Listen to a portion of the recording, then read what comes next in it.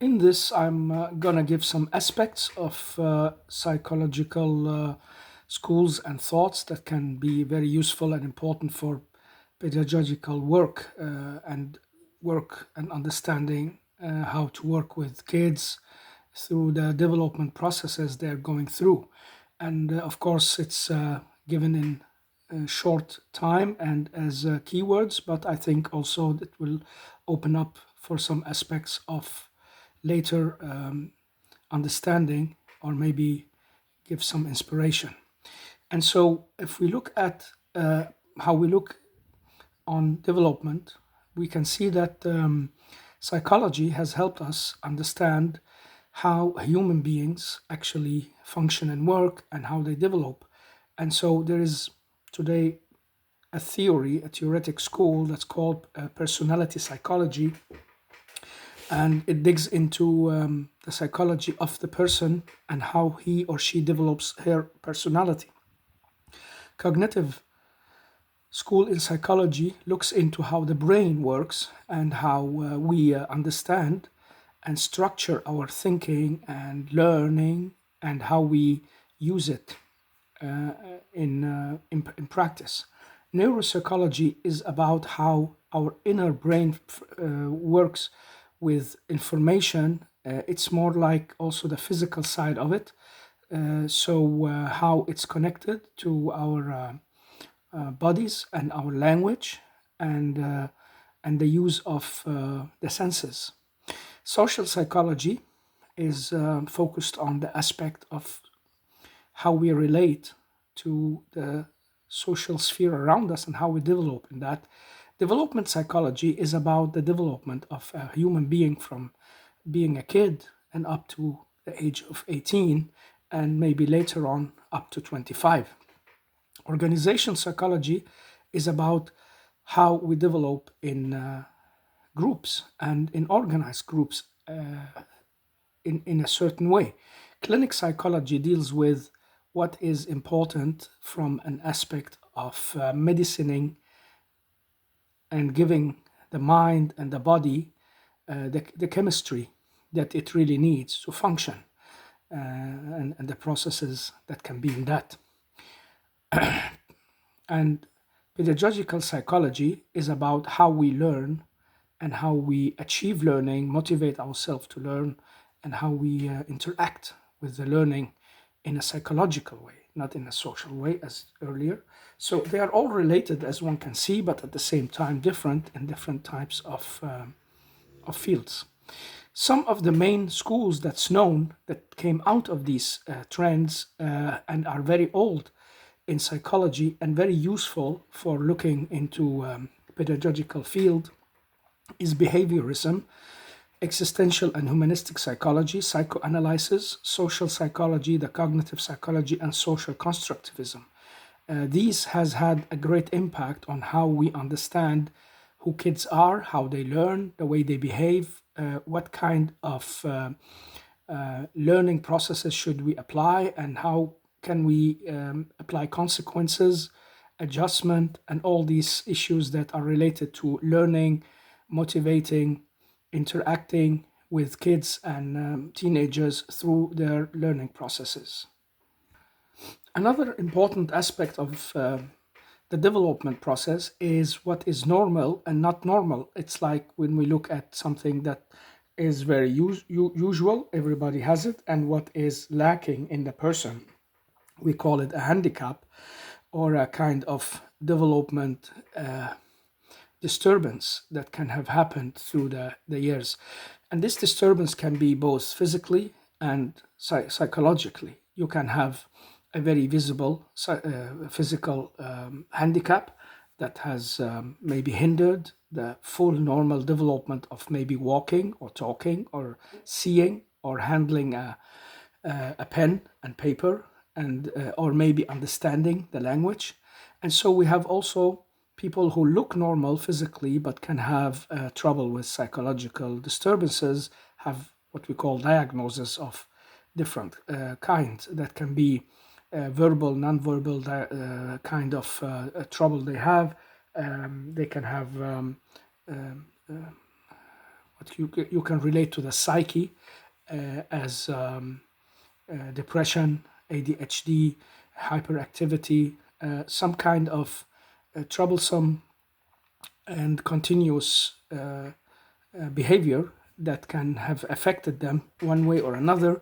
And so these two type are relatively like they can be very different, because you can have someone that is handicapped in his development but can be normal in his psychological development, and you can have someone who looks very normal in his physiological development but is handicapped in the psychological one.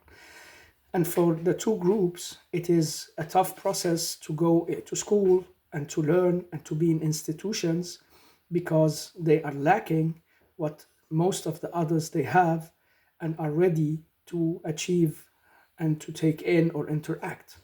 And so the people who are also hired, what we call the teachers, social workers, pedagogues, when they go to school and they try to help the kids learn, adjust. They go into a situation where they have to learn something new, read, write, go into a game with roles and such kind of development of all kind. These two groups can have a trouble adjusting to that, and so it's important also to focus on their needs and how we deal with them, and whether they should be integrated in those schools or not. This is also a big discussion there.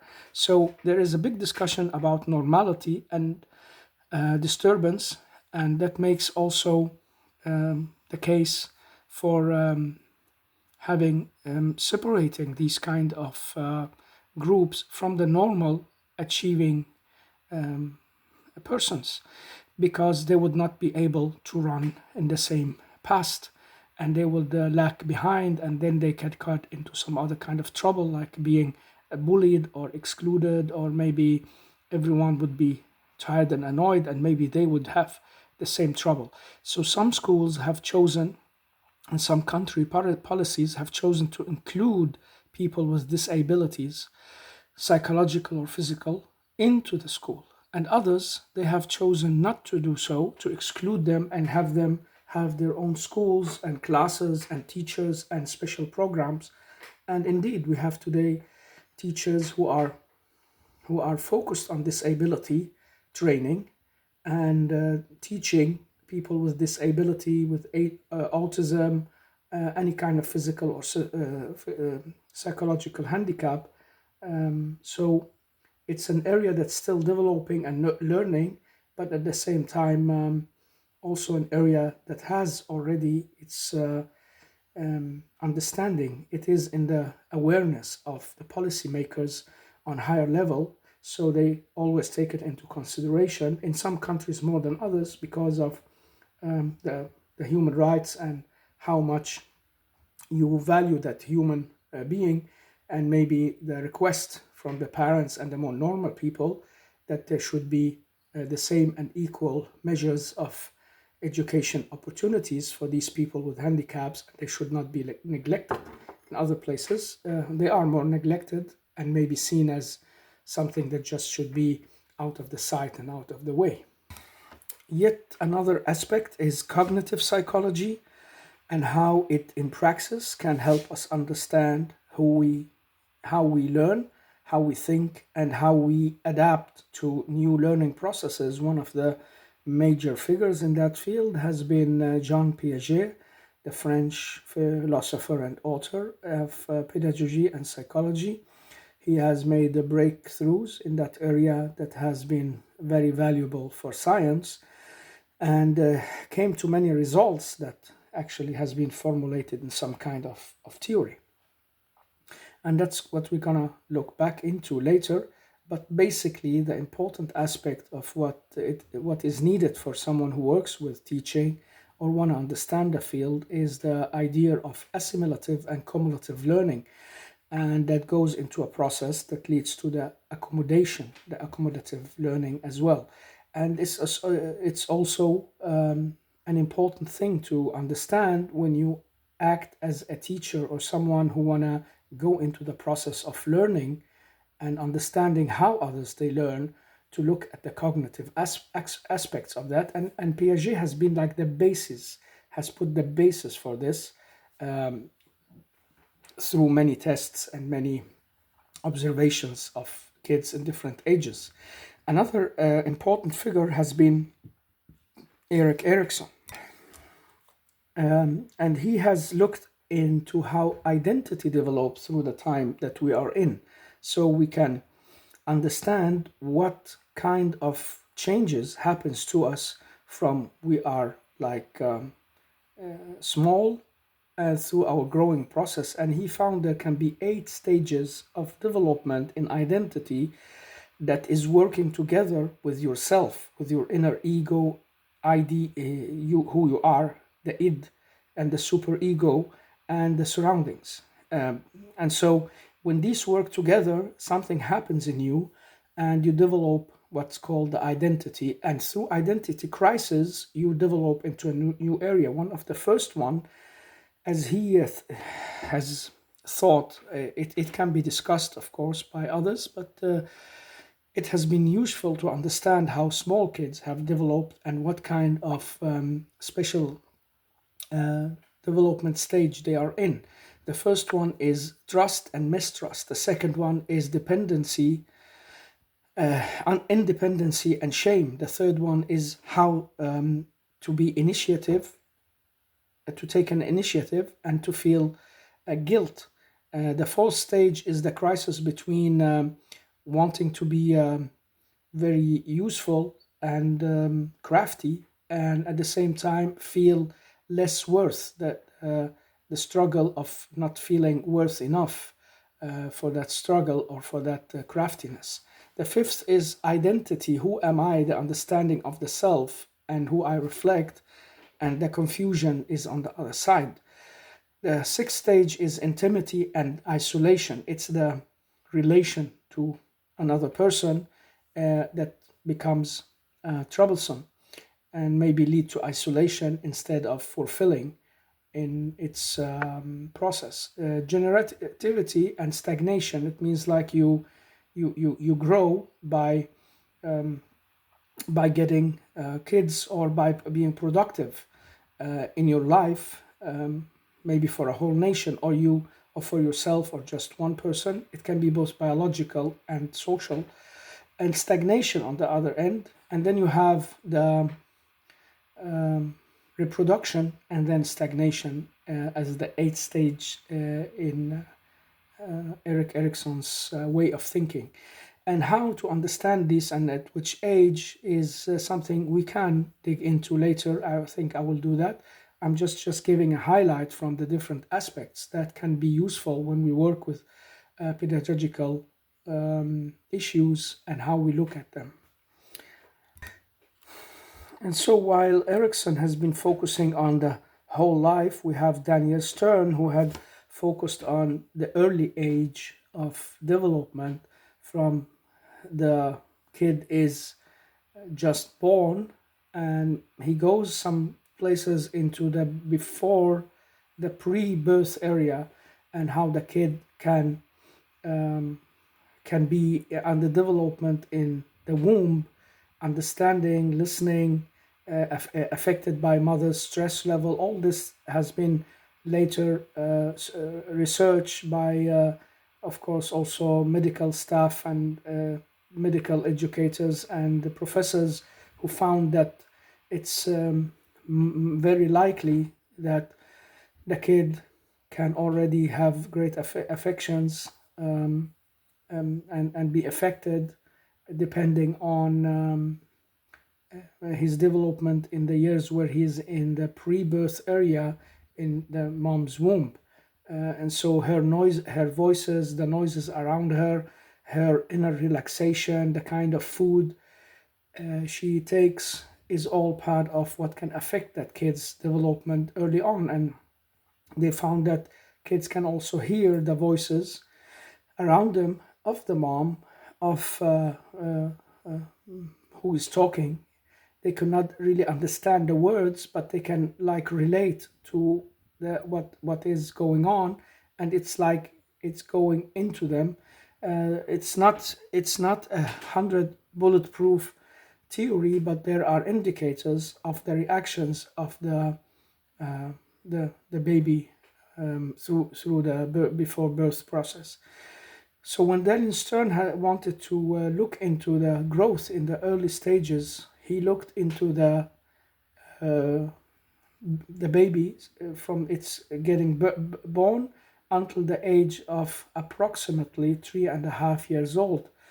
And so he tried to understand what happens in these early stages of development. And he found that between the 0 and month 2, the first 2 months of the baby's life, it has what is like the beginning of the self. It's a self that is just rising above the horizon, just taking shape by everything that is surrounding it. The buildings, the solid shapes, the humans, the smells, the interaction that's happening, the food, the sounds. It is forming that self of the baby, the contact, hand by hand, physical contact, visual contact, all of what's happening is part of that forming process.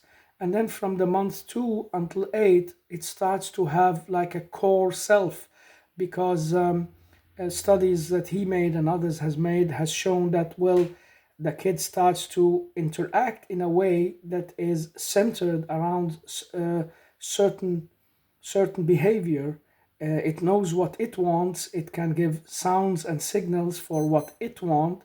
It can react to something that it likes and that dislikes. And so it starts to have that core self, behaving in a way, as we will learn later, of humans that is encircled around ourselves and who we are. And the word self is like a measure for what's inside us. It's like that gathering point of our feelings and thinking, and for some would say the spiritual side of us as well. And it's the gathering point also for all what's coming through our both senses and interactions around us from the social arena. So it's a kind of cognitive, psychological, social process that is working together to form and relate to that what becomes the self. Then from the months 9 to 15, like 1.5 year old, it starts developing the intersubjective self. That means it can relate to the subjects around it, and it can distance itself or go into a near relation with that that other person that is around it. And um, Stern believes that the kid will start like also the understanding, becoming aware of his difference from others. And then between that 1.5 and 3 years, the language develops after a long time of internalizing something which John Piaget had been looking into, how we internalize, assimilate the language structures, and then at one point starts talking. And I have a whole talk about language that I want to record later. But it's a very fascinating thing, because it seems that we have already some structures built for assimilating the language that we are born into. And they have been trying, we have evidence that kids that have been taken out of their culture and put in a total different culture, they will not follow the mother's biological language system, but they will follow the social language system. So if you have taken a kid from the war in some place in the world, the kid's is homeless and the parents have died, and this kid is in a pre speaking area stage. This kid will adopt your language and the way you speak and think, and not to how the mom and dad should like have given in the genes and in the DNA. So basically, language is a kind of inner structure, and then the self becomes verbal. It's not signals and calls and movements. It is now the language that becomes important for getting the others to understand what you want, yourself, relate to it, and go from there. And then from 3 years old, he believes that we develop the narrative self. It means the self that can talk about itself. And that's a very major important development, that we come into a stage where we now can use language for more than expressing our needs and disliking of what's around us, or maybe the need for contact. We are in a stage where we can narrate. It means we can tell a story about something that happened to us, and we can reflect on it very shortly. Some will develop reflection ability quicker than others, but the ability, it will grow from 3 to 6 years old, where it becomes full developed after the age of 6, 7, where we are able to reflect on what has happened. And that's what we see in kids when they try to tell you about something that happened. And so we can narrate about stories, and most of the time they are concrete stories, or almost all the time. The abstract thinking has not been developed yet, so you cannot detach how you think from yourself. It is all about what happened in the physical world of the senses, and not the world of the language. So you cannot just say, well, generalize a rule, say all kids are like this and that. You speak about specific kids. Me and him, we did this and that. She and I happened to do this and that. It's all concrete, and it's all in a language that is based on the narration of the self. And so, if we to sum it up, this is an important part of development as well. The kid is from 0 to 2 months in a kind of relation, and from 2 months on to 8 months, it's in a kind of interaction. From 8 months to the 1.5 year, it is in a kind of co-understanding, and from the months 15 to 3, it is in the talkative conversational level and stage, and from 3.5, it's in the narrating level, that it begins to tell stories about what it is. Going back to neuropsychology and how the brain develops cognitive structures, we have Jean Piaget and another called Paul MacLean, who worked on different aspects of this development, looking into the neuropsychology will be looking into the neurosystem, the neural network, and it has developed a lot the last 20 years, where we have a lot of beautiful inspirational videos also today that shows how the neurons perhaps is working with their electricity and movement, and very, very fast system of delivering messages and returning them, and working all together to make us function. And so we have like three type of brains inside us. We have the primitive brain, the brain that is instinctive. It is based on getting us what we need, and it's based on our born instincts that will kick in whenever you are in trouble. So that brain is like the most primitive one, according to the scientist. And then we have the mammal brain, that is more related to feelings and relation, empathy, being in a group, feeling safe. And then we get the pro mammal brain. It's the brain that is larger and more developed, that can deal with logic and analyzes. And when they all work together, we have that cognitive ability that we can deal with, and we see in the life of the kids as they grow. Sometimes we see they can behave very primitive. When they want something, they just take it, or somebody takes something from them, they just grab it back and are ready to fight over it. And it is the instinctive side that is working. The brain will send the signals on to the body on how and what to do. And there is no social adjustment yet. And if you imagine there hasn't been any social adjustment and it wouldn't kick in, then you know that the brain will just work on that instinctive level every time. But later it will get adjusted by what we call the guilt and the consciousness, the super ego that will say, hey, don't grab it and fight and kick the other kid. That's forbidden. That's not good. Somebody has told the kid that. So it starts logically making an analyze of the situation. I need to grab it back, but it has bad consequences, or I'm not allowed to. This is not good for me to do so, so I won't do it. Instead, I will go and call on a grown up to help me bring it back. And so we work with these sides of ourself, also related to feelings, emotions, and relation, all from how the brain is functioning, sending signals and receiving them, so we can try to achieve these sides of us.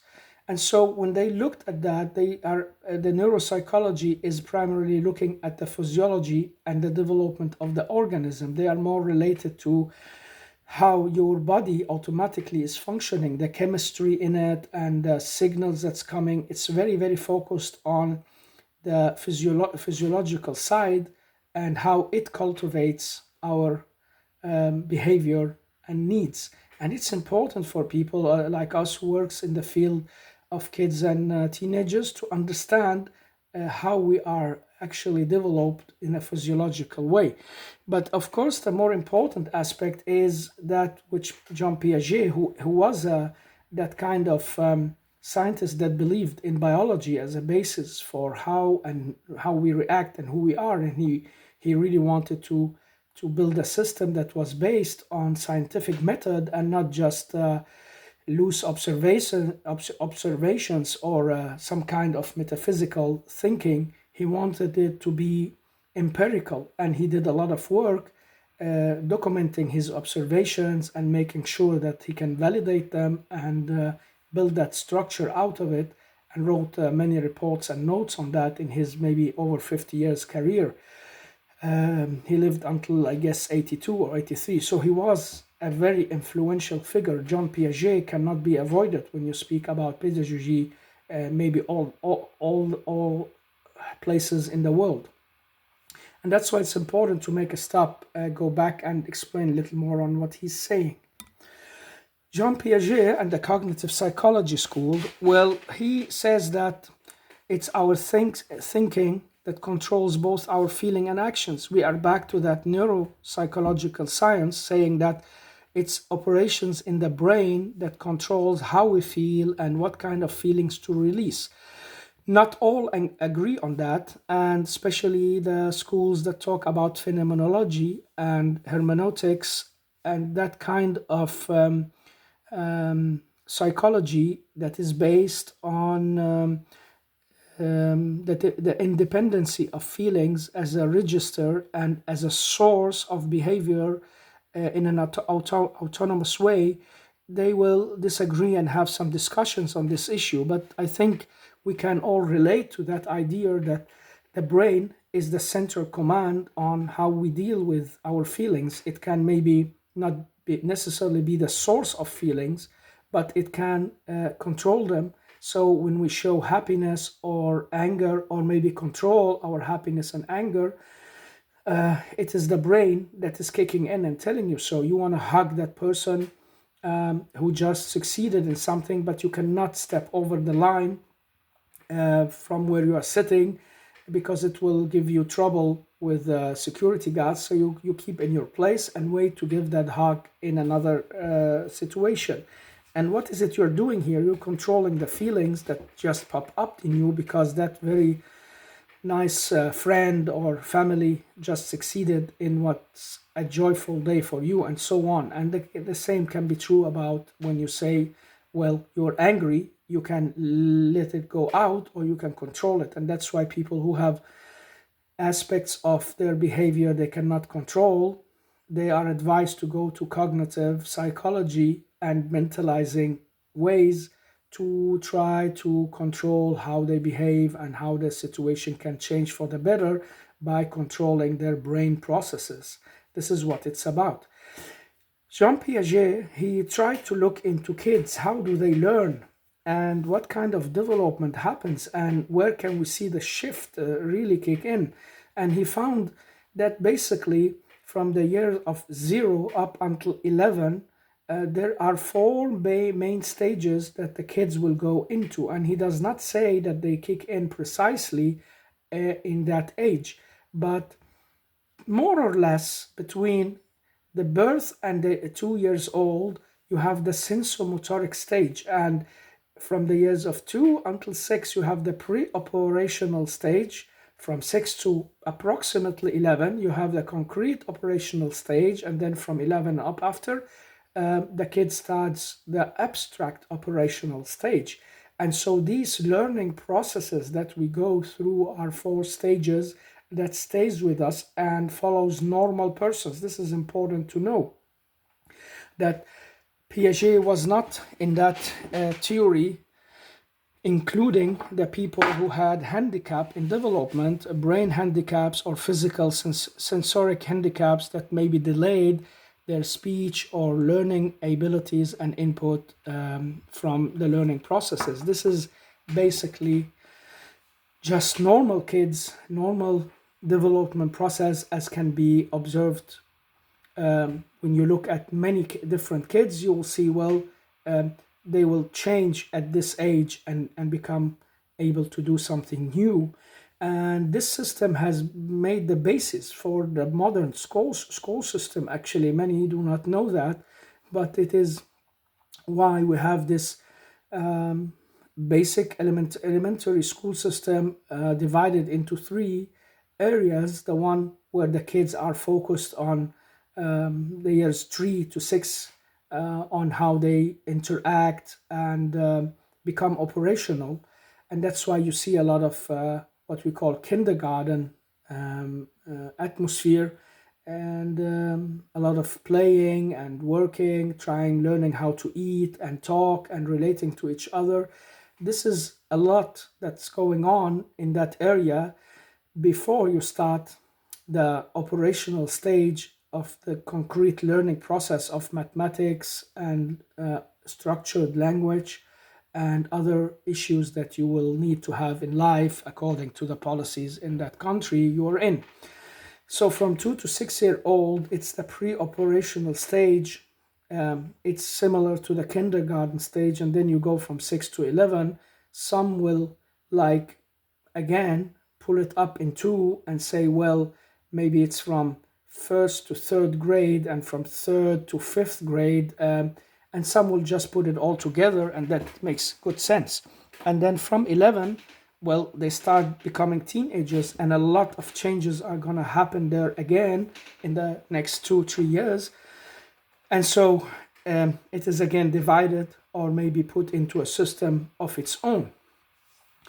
What Piaget has been concerned with in his work is the way we learn. He called it cognitive schemes. It's like if you have a place in your brain where you save that operation that you have learned, and then you assimilate, and by assimilating at one time through adaptation, you will accommodate. It's like first time you see the fruits in your life, you will have to internalize what they are, and the same time with the toys. So basically, for the very little kid in the sensomotoric stage, everything is related to the senses of smell and especially taste. And that's why you see the kids put everything in their mouths. And so later, when they learn to distinguish, well, the toy from the banana or the apple or the pear or whatever fruit is giving them, they have already assimilated the structures of where to put things. And so when they come into the pre-operational stage and start the kindergarten, they may make these mistakes, but they start very quickly distinguishing also the toys in substructures, and the fruits chocolates, goods, and another substructure. So in the beginning, everything is just a toy in their mind, and they take it in as a toy, but later they start like also looking at toys they like more than others. And this is also coherent with Daniel Stern's work on how the self is also adapting to the social situation and learning what it likes and dislikes and what it wants and not wants in that interaction. So there is a lot of cognitive work going on every day. That's why the kids, when they are very small, they go around touching things, opening doors and cupboards, and picking things out. It's not because they want to destroy your kitchen or take away your remote control or mobile phone, whatever device you have in your hands, or maybe eat the soap. They want to discover everything around them. For them, it's a new world with things they don't really grasp. They do not know the difference between a soap and a biscuit until they have tried it, or somebody just keeps grabbing it away from them.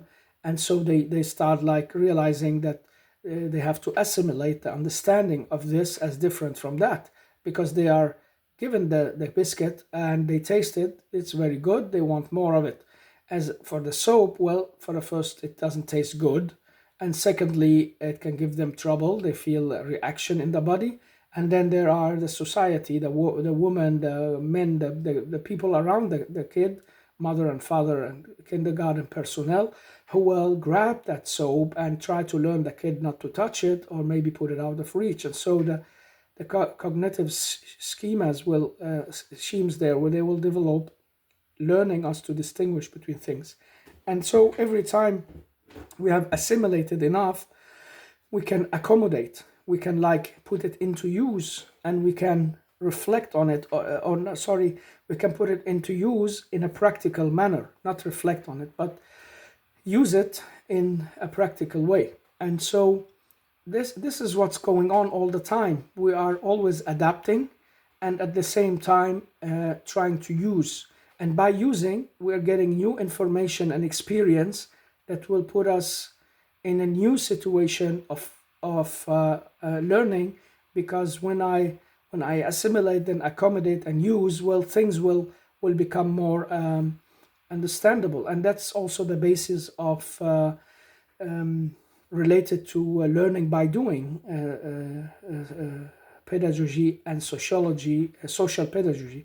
It is like using what we want to learn, and by using it, we learn it and we assimilate it, and then it becomes adaptive, and it's an ability we can do all the time with everything. Also, later when we go to that abstract way of learning, that will come in the later ages.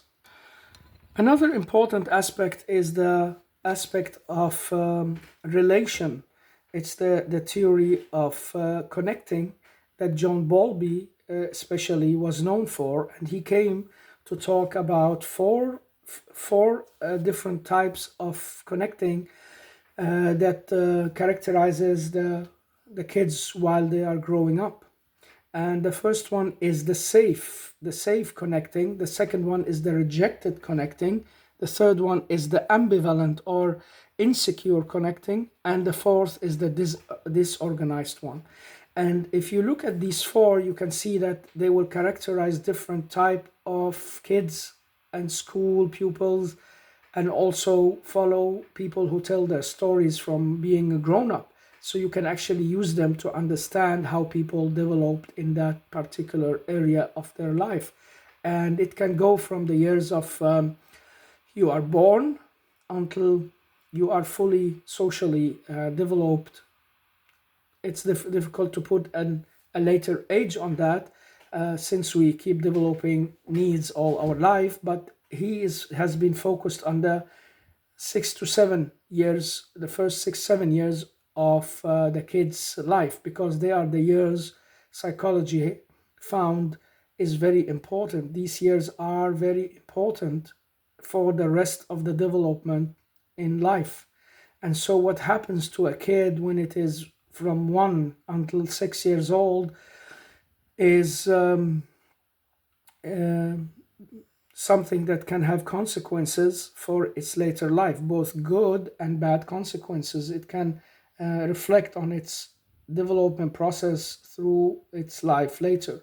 And so when a kid have had this secure connecting process, secure, it means, well, the mom is there, the father is reacting, the close people who are very significant for that kid in the very, very early stage, they are there to fulfill its needs and give it the safety of connection and, of course, physical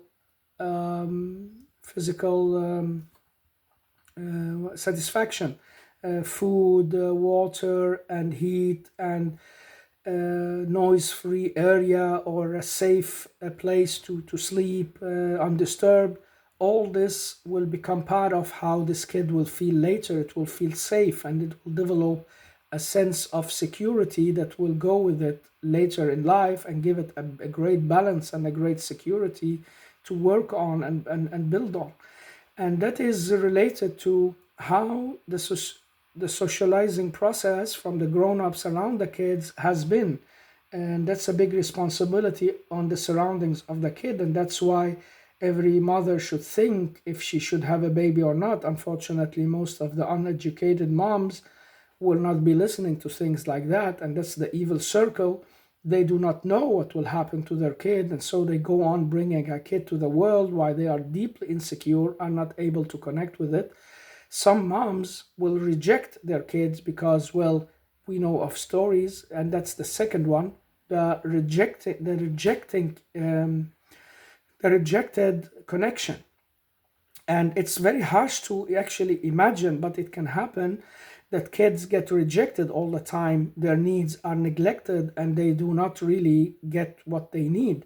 So the baby can be crying for hours and hours and nobody is listening or caring or reacting. The mom is maybe not there at all. She's left it with another minor brother or sister, or it is just in the hands of somebody who cannot do anything. And that's a very harsh way to get into and through life, to get that very harsh rejection. The rejection not only need to be physical, it can be for the sociological and psychological needs of feeling loved and feeling attached and feeling seen, that connection that comes through the senses and used by the hands, the touches, the smile, the looking, the vibrations that comes out of the mother and that person who is in charge of taking care of that kid. When the kid is rejected and all that, well, every time it cries, it gets some food maybe, but the mom is not looking in its direction and it's neglecting that connection. It doesn't touch it really in a careful and empathical way. So this is very, very harsh to be in. We know it from certain kind of woman who has lost that ability or have so much trouble they really cannot give the kid what it needs, and so it becomes a rejected connection. The more ambivalent or insecure connection is in a stage between the two first, because it is a kid that gets some of what it needs but is rejected in some others. And if you understood number one and number two, you can find the understanding for number three. It's a kid that basically maybe can get some food, a little love sometime, other times no food and no love, or a little bit of touching and playing, and at other times, well, no movement, no playing. So it's never developing that security of being heard every time, being looked at every time, feeling that sense of empowerment that follows that, and that makes the insecure way of being. And then the fourth is the disorganized way. It is it's like a mess around the kid. It shifts hands. It is in different places all the time. It is in many ways neglected. But the most important aspect of this is that the kid does not know what to trust.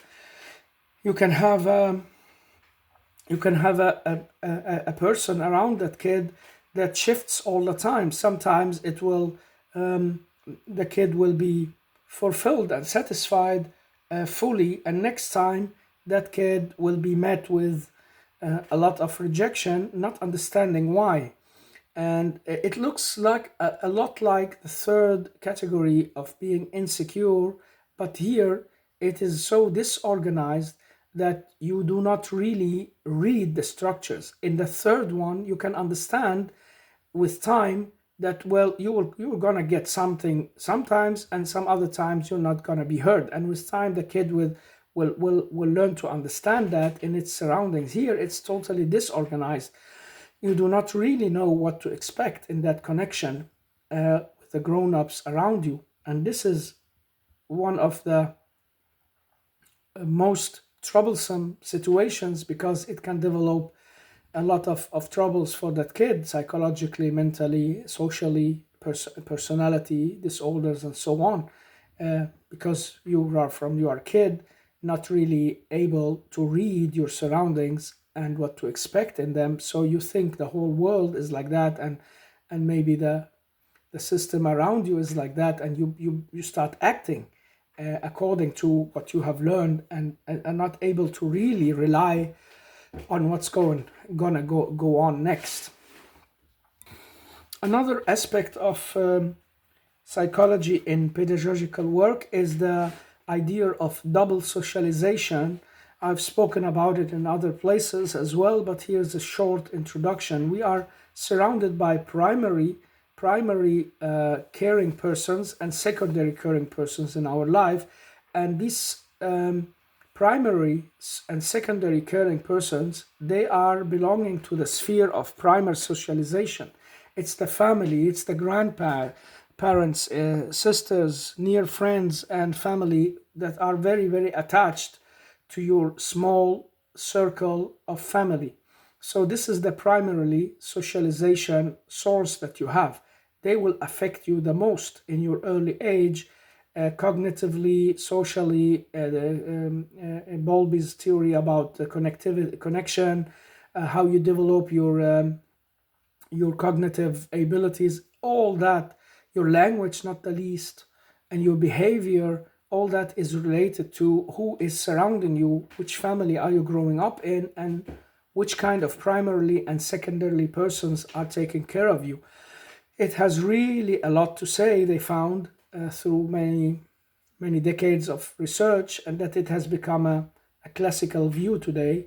We do not need even to argument for it, that family has a major impact on us, like biology has, depending on who the father and the mother is, and their connectivity through the DNA and genes. And so the genetic material and the primarily social material will really cover a lot. I can't remember the numbers now, but I'm not wrong, up to 80% of how we behave, the way we think, the language we speak, the way we do things, the way we think, the feelings we have, or maybe focus most on, comes and stems from these two sources, the biological and the social.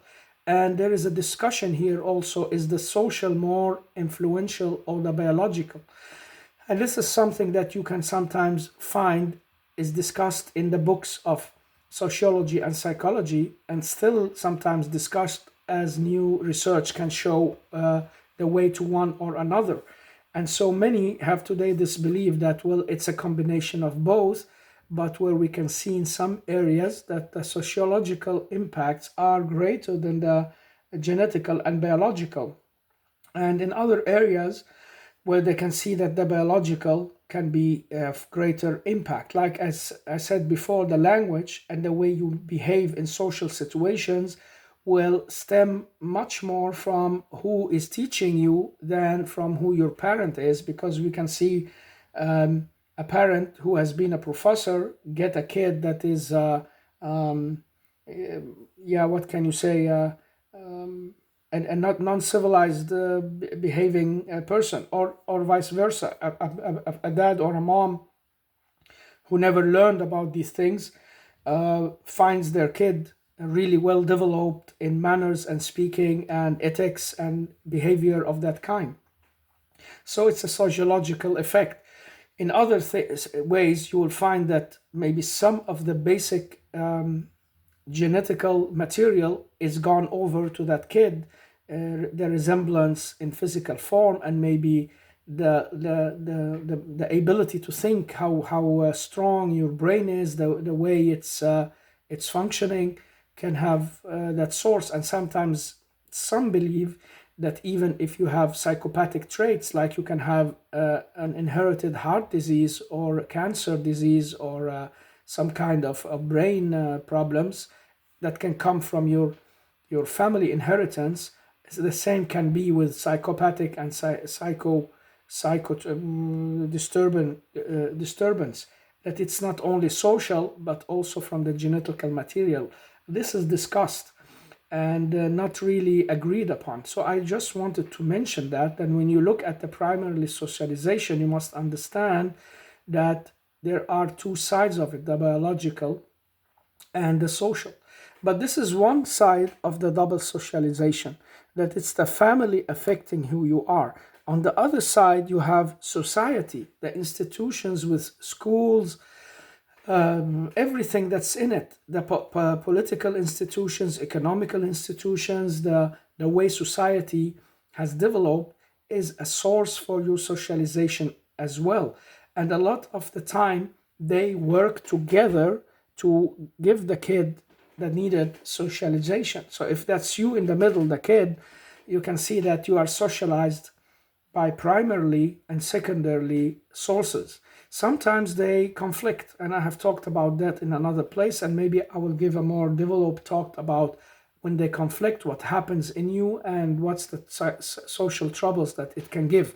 But now maybe just get a basic understanding that primarily and socially and secondarily socialization are part of what makes you most of what you are, not all that you are, because we have to remember the personal psychological aspect, the aspect of personality development, that we can from inside us develop a side of us that is really able to be in contact with what's around us, but also with time adjust it, refuse it, change it. So whatever you have learned from your family or school or institutions, you can unlearn, and you can go against it and maybe do the opposite. And maybe you can get in contact with new people, new ideas, a new way of socializing, and you will change your behavior. So you have an ability to get out of that. It is not just a one-time product you become. It is an interaction that keeps going on if you keep seeking. That's what's called the enlightenment process that follows you all your life. You can become educated in such a way that it becomes part of you to keep seeking development and knowledge and never be satisfied with what what social sources around you has told you and how they made you understand how the world works. And that's why people sometimes go on long travels and far away from home to get that kind of new socialization, or to look back at their socialization process with critical eyes and take what's good, leave what's bad, and maybe adapt to a new way of life. And so, to sum up this very short and not not totally all-round introduction, psychology of personality helps us understand how we develop inside us, and our personality traits, our character, our identity, and our way of behaving, and looking at ourselves and others.